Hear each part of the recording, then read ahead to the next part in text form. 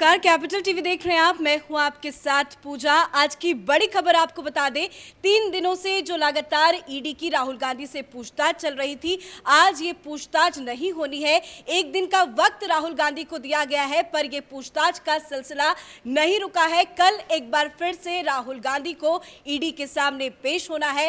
Rahul Gandhi ED के सवालों में फंस चुके हैं, सवालों का जवाब नहीं दे पा रहे हैं और एक बार फिर से कल राहुल गांधी को ईडी दफ्तर में हाजिरी लगानी है। तो दूसरी तरफ आज एक बड़ी अपडेट आपको बता दें, कांग्रेस के एक डेलीगेशन ने लोकसभा स्पीकर ओम बिरला से मुलाकात की है। पुलिस को लेकर कुछ शिकायत दर्ज कराई है, क्योंकि जिस तरह से अलग अलग जगहों पर विरोध प्रदर्शन देखने को मिला, ईडी के खिलाफ ये विरोध प्रदर्शन कांग्रेसियों ने किया, तो पुलिस बार बार रोकती रही पर कांग्रेसी नहीं रुके। तो पुलिस को लेकर ही कांग्रेसियों ने ओम बिरला से जाकर शिकायत की है। पर इस पूरी जानकारी में क्या कुछ हुआ ईडी दफ्तर में, क्या कुछ एक्सक्लूसिव इंफॉर्मेशन है कि राहुल गांधी ने ईडी को क्या कुछ जवाब दिया, उसी बड़ी खबर के साथ न्यूज रूम से जुड़े हुए हैं मेरे साथ कैपिटल टीवी के editor in chief doctor Manish Kumar. आज ये पूछताछ हालांकि नहीं हो रही है, कल एक बार फिर से होगी, पर अभी तक जो पूछताछ हुई है उसमें क्या कुछ बड़ी जानकारी?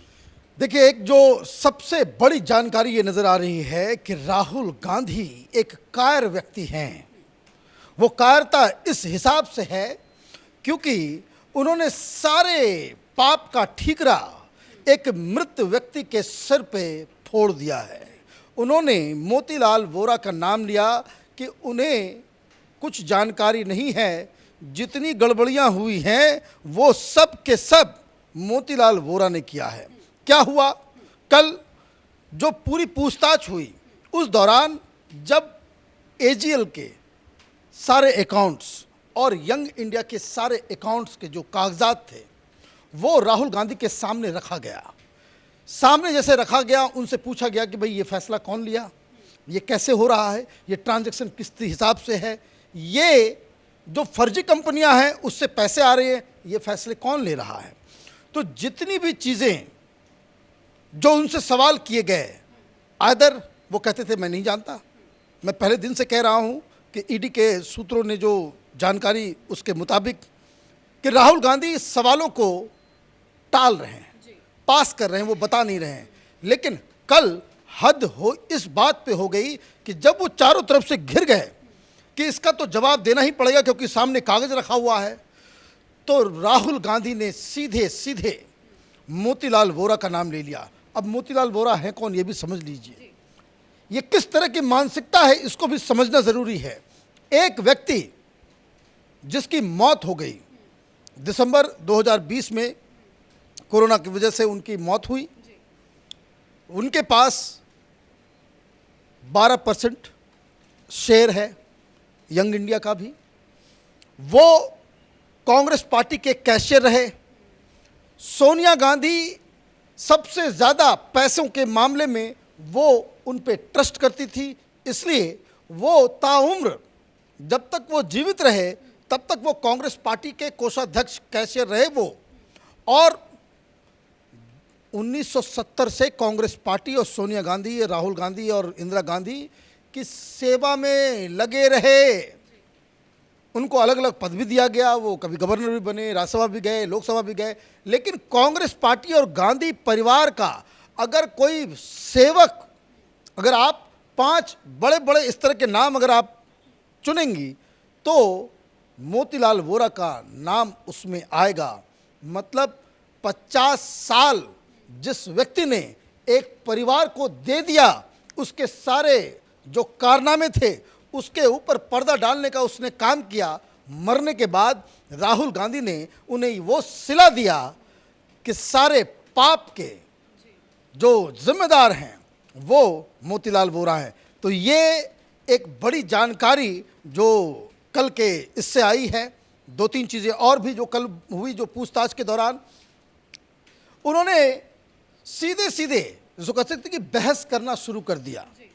उनको एंग्री यंग मैन वहाँ पे 3rd डे वो बने, क्यों मुझे बार बार बुलाया जा रहा है, मुझे क्यों परेशान किया जा रहा है, ये सवाल आपको किसने कहा है पूछने के लिए, हमें मालूम है आप किसके इशारे पे काम कर रहे हैं। तमाम तरह की चीज़ें, आरोप प्रत्यारोप उन्होंने लगाया। वो कभी टेंट्रम दिखा रहे थे, कभी जल्ला रहे थे, कभी वो आग बबूला हो रहे थे। लेकिन ईडी के अधिकारियों ने उनसे बार बार यही कहा कि आप अपनी बातों से पलट रहे हैं और जो जितनी भी जो उनका जो आंसर था उनके उनके हाथ से लिखवाया गया है। अब चूंकि वो कोऑपरेट नहीं कर रहे हैं, चूंकि वो सही सही जवाब नहीं दे रहे हैं, चूंकि वो हर सवालों को टाल रहे हैं और मरे हुए व्यक्ति, मैं आपको बता दूं, ये जो इसमें जो लोग हैं, जिसमें जो शामिल हैं, उसमें 2 व्यक्ति की मौत हो गई है, ऑस्कर फर्नांडिस और मोतीलाल वोरा। जो अब जानकारी आ रही है कि पवन बंसल जो अभी कोषाध्यक्ष हैं और मल्लिकार्जुन साहब को, इन दोनों को ईडी ने जब बुलाया था तो उन्होंने भी यही बहानेबाजी की थी। अब ये समझ में आ रहा है कि कांग्रेस पार्टी की लाइन ऑफ डिफेंस वो ये है कि हम नहीं जानते जी, ये जो लोग मर गए हैं वो सारा गंद फैला करके गए हैं। पर लेकिन जो इस दुनिया में है ही नहीं उसके नाम पे सारा ठीकरा फोड़ना, क्या मोतीलाल वोरा का नाम देकर राहुल गांधी बच पाएंगे? देखिए, बचने की तो कोई उम्मीद ही नहीं है। वो इसलिए नहीं क्योंकि आप देखिए पहले लाइन ऑफ आर्गुमेंट क्या था, फर्जी केस है, कोई गड़बड़ी नहीं हुई है, कुछ नहीं इसमें है, ये वेंडेटा है, कोई आर्थिक जो है कानून को तोड़ा नहीं गया है, सब कुछ पाक साफ है, हम तो सत्य हरिश्चंद्र हैं, ये प्रधानमंत्री मोदी खराब हैं, वो बदले की भावना से हमें कार्रवाई कर रहे हैं। अब क्या लाइन ऑफ आर्गुमेंट है? अब लाइन ऑफ आर्गुमेंट ये है गड़बड़ियाँ हुई हैं लेकिन हम जिम्मेदार नहीं हैं। कौन जिम्मेदार है? तो वो दोनों मर गए हैं।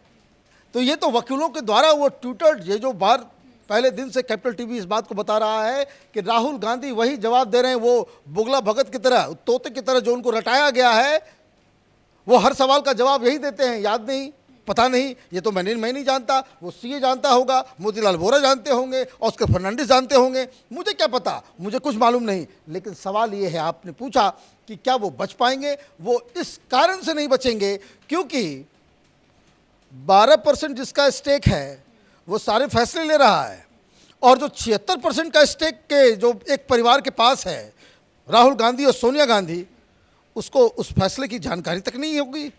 ये कैसे हो सकता है? तो ये एक बड़ा जो प्रॉब्लम राहुल गांधी के सामने है। अब कल की शुक्रवार को जो बुलाया गया है उसमें ईडी एक दूसरे तरह का प्रिपरेशन कर रही है। अब तक उन्होंने जवाब जो दिए हैं उन जवाबों के काट में ईडी दस्तावेज के साथ फिर से राहुल गांधी के सामने बैठेगी कि भाई आपने ये कहा था, कागज़ ये बता रहा है, आपने ये कहा था कि भाई आपको जानकारी नहीं है, लेकिन ये फैसला कहाँ हुआ? भाई कोई कंपनी है, कोई कंपनी में अगर कोई बड़ा फैसला हो रहा है, कोई पार्टी है उसमें कोई बड़ा फैसला हो रहा है, तो फैसला किस स्तर पे हो रहा है? किसी कोने में बैठ करके कोई फैसले ले लेगा या फिर उसका एक तरीका होता है, देयर इज अ प्रोटोकॉल। उस हर कंपनी में इस तरह के जब फैसले लिए जाते हैं, बाकायदा रेजोल्यूशन पास किया जाता है, जो बोर्ड ऑफ डायरेक्टर्स होते हैं उनको जानकारी दी जाती है, फैसले के ऊपर बोर्ड ऑफ डायरेक्टर्स की मुहर लगती है। कांग्रेस पार्टी से ये सवाल पूछा जाएगा कि भाई आपने बैंक कब खोल लिया, आप क्यों लोन दे रहे थे, और लोन अगर दे भी रहे हैं तो ये फैसला किसने किया? आप पार्टी के सर्वसर्वा हैं, आप पार्टी की अध्यक्षा हैं, आप पार्टी के जनरल सेक्रेटरी हैं, आप पार्टी के सबसे बड़े लीडर हैं, आपको जानकारी नहीं और आप ये कह रहे हो कि भाई लोन देना शुरू कर दिया, धंधेबाजी पे आप उतर गए। दूसरी चीज़, भाई नेशनल हेराल्ड भी आपका था, नेशनल हेराल्ड से आपको अखबार निकालने के लिए दिया गया था और किसी तरह की जिसको कह सकते हो इकोनॉमिक एक्टिविटी, बिजनेस एक्टिविटी, पैसे कमाने की गतिविधि उस तरह की प्रॉपर्टीज़ में नहीं हो सकती, ये करार का एक हिस्सा है। इसलिए सरकार ने आपको ज़मीनें दी, घर दिया, सब कुछ दिया, वहाँ इस पूरे कानून को तोड़ा जा रहा है। तो भाई इसके लिए जिम्मेदार कौन? तो राहुल गांधी कह रहे हैं भाई जो मर गए वही जिम्मेदार हैं। तो ये बचकाना जो पूरी तरीके से, जो मैं बार बार कहता हूँ इस चीज़ को, कोर्ट के अंदर आप किसी चीज़ को लेकर के ये आर्गुमेंट नहीं दे सकते कि जी हमें कानून मालूम नहीं था। ऐसे तो हर चोर, हर जो कुकर्मी, हर कानून तोड़ने वाला व्यक्ति वो तो कोर्ट में चला जाए, वो कहे कि भाई हमने मर्डर कर दिया, लेकिन मुझे मालूम नहीं था कि मर्डर करना एक जुर्म है। ये लाइन ऑफ डिफेंस नहीं हो सकता। ये आप टेलीविज़न चैनल के लिए, बहस के लिए आप कह सकते हो, आप पार्लियामेंट में कह सकते हो, रैलियों में कह सकते हो। कोर्ट के अंदर तो यही पूछा जाएगा कि 12% जिसका स्टेक है वो सारे फैसले ले रहा था। आप मूर्ख हो, आपकी कंपनी है, माँ बेटे के पास उसकी मिल्कियत है, 76% उसका जो है पूरा का पूरा ये है, और आपको मालूम नहीं। और जबकि हकीकत ये है कि मोतीलाल वोरा एक भी शब्द कांग्रेस पार्टी का, एक भी पैसा, एक भी रुपया बिना सोनिया गांधी, बिना राहुल गांधी के आदेश से इधर से उधर नहीं करते थे, इसलिए वो ताउम्र कैशियर थे। लेकिन खबर ये भी सामने आई, बड़ी खबर, कि अपने स्टेक को लेकर, शेयरिंग को लेकर राहुल गांधी ने इन दोनों कंपनियों से साफ इनकार कर दिया है। वो इनकार करने से उनको कुछ नहीं होने जाना। किस कंपनी में कितना स्टेक है ये तो पब्लिक डॉक्यूमेंट होता है, आप इससे नकार कैसे सकते हैं। अब आप ये कह दें कि भाई हमको मेरी जानकारी के बिना ही मैं बन गया, बिना जान, अब उनको ये भी नहीं मालूम होगा कि नेशनल हेराल्ड जो है वो कांग्रेस पार्टी की कंपनी है, तो इसमें इस मूर्खता का कोई, सच कबूल करने से कतरा रहे हैं। सच कबूल करने से हर भ्रष्टाचारी, हर चोर यही कहता है कि वो इनोसेंट है, लेकिन जब कागज वो सामने रखा जाता है तब इस तरह की बहानेबाजी चलती नहीं है। और इसलिए राहुल गांधी फंसते हुए नजर आ रहे हैं, तो कांग्रेस पार्टी इसको एक पॉलिटिकल टर्न देना चाह रही है, इस पे राजनीति कर रही है। ईडी पूछताछ कर रही है, एक एजेंसी पूछताछ कर रही है, पर कांग्रेस की डेलीगेशन टीम ने ओम बिरला से मुलाकात की। कांग्रेस चाहती क्या है? कांग्रेस पार्टी ये चाहती है कि किसी तरीके से ये भ्रष्टाचार का मुद्दा वो एक पॉलिटिकल मुद्दा में तब्दील हो जाए। वो ये नहीं कह रहे कि भाई वहाँ पे क्या हो रहा है। आप देखिए, कोई सवाल टेलीविजन पे या मीडिया वाले पूछते हैं कि भाई वहाँ पे क्या हो रहा है, पूछा जा रहा है ये सवाल, मोतीलाल वोरा का आपने नाम क्यों लिया, आप क्यों बहानेबाजी कर रहे हो, आपका सेल कंपनी के साथ क्या रिश्ता है, तो कांग्रेस पार्टी तुरंत बन जाएंगे एकदम कानून के एकदम पालक। वो कहेंगे कि नहीं नहीं नहीं, देखिए वो तो अभी सब जुडिस मसला है, वो कोर्ट में मसला है, और ईडी की पूछताछ चल रही है, ये एक न्यायिक प्रक्रिया है, हम कुछ नहीं बोलेंगे। लेकिन उस भ्रष्टाचारी को बचाने के लिए हम हिंसक आंदोलन जरूर करेंगे, हम उग्र आंदोलन करेंगे। और जब 144 लागू है, जब आपको परमिशन नहीं दी गई है, उसके बाद आप आगजनी करेंगे, हाथापाई करेंगे, तोड़फोड़ मचाएंगे, जो पुलिस एक्शन होगा तो आप रोते रोते पहुंच जाते हैं ओम बिरला के पास, कहते हैं कि देखिए हम तो सांसद हैं, हम तो एक्स मिनिस्टर हैं, हम तो एक्स फिनेंस मिनिस्टर हैं, और पुलिस हमारे को लात मार रही है, हमें को धक्का दे रही है, हमारे साथ बड़ा बदसलूकी हो रही है। भाई यही काम तो ममता बनर्जी कर रही थी, यही अधीर रंजन चौधरी सबसे आगे कूद कूद के बोल रहे हैं। अभी एक मिनिस्टर को सीबीआई उठा ले गई थी, जिससे पूछताछ हो रही थी, तो सीबीआई दफ्तर के बाहर तृणमूल कांग्रेस के जो कार्यकर्ता है उन्होंने प्रदर्शन शुरू कर दिया था कि नहीं किया था। तब तो यही अधीर रंजन चौधरी ममता बनर्जी को ये कह रहे थे कि ये साफ साफ गुंडागर्दी है, ये सेंट्रल एजेंसियों के ऊपर दबाव बनाने के लिए ममता बनर्जी ये काम कर रही है। तब तो आप ममता के खिलाफ बयानबाजी कर रहे थे, आज आप वही काम कर रहे हो। पूछताछ हो रही, पूछताछ होने दीजिए। आप ईडी के दफ्तर में, अब मैं सुना अधीर रंजन चौधरी साहब को बोलते हुए, मुझे तो हंसी आ रही थी। वो बोले कि भाई हमने कौन सा गुनाह किया, हम तो, मेरा नेता जहाँ जहाँ जाता है हम उसको सी ऑफ करने जाते हैं।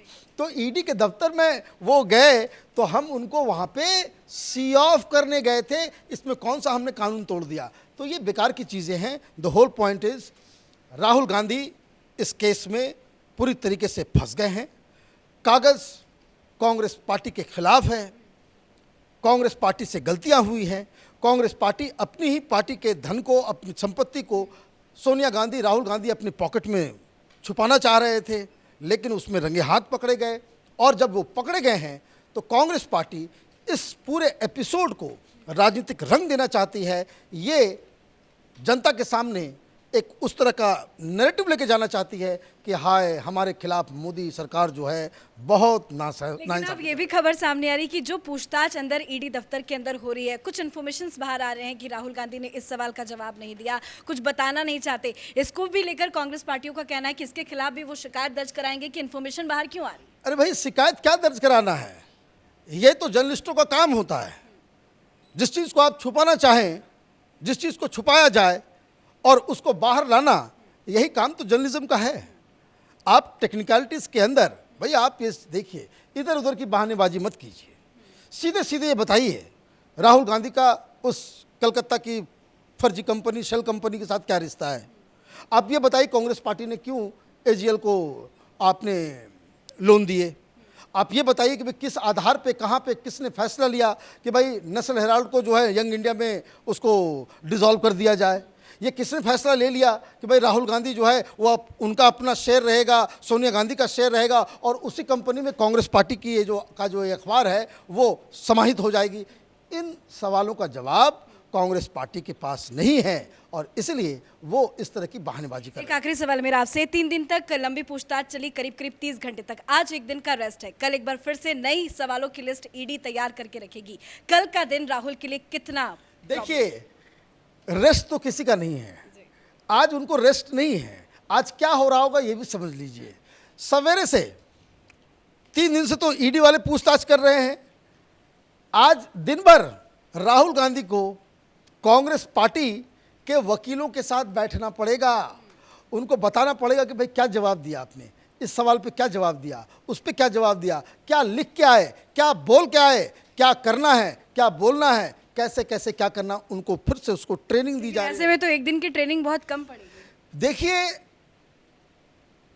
गुनहगार कितना भी शातिर क्यों न हो, कुछ ऐसी निशानी ज़रूर छोड़ जाता है जिससे पूरी साजिश पर्दाफाश उसका हो जाता है। ये एक डिवाइन रूल है। आप कितने भी तेज हो, तर्रार हो, होशियार हो, आप बचने की कोशिश कर सकते हैं, लेकिन कुछ न कुछ आपसे इस तरह की गलती ज़रूर होगी कि जिसमें आप पकड़े जाएंगे। राहुल गांधी तो इतने होशियार भी नहीं हैं, इतने तेज भी नहीं हैं, ना ही वो तर्रार हैं, ना ही उनके पास उतनी आईक्यू है कि ईडी के मंझे हुए अधिकारियों को वो बरगला सके। चलिए, बहुत बहुत शुक्रिया अपडेट के लिए। तो आज राहुल गांधी से पूछताछ भले ही नहीं हो रही है, लेकिन कल एक बार फिर से राहुल गांधी को ईडी दफ्तर पहुंचना है। कल चौथे दिन पूछताछ होगी। 3 दिनों से लगातार करीब करीब 30 घंटे तक पूछताछ हुई है, पर राहुल गांधी सही जवाब नहीं दे पा रहे हैं, इसीलिए उन्हें बार बार बुलाया जा रहा है। तो कल का दिन भी बेहद अहम है। इस पूरी खबर पर कैपिटल टीवी की नजर बनी हुई है। कैमरा पर्सन रवि के साथ मैं पूजा, कैपिटल टीवी।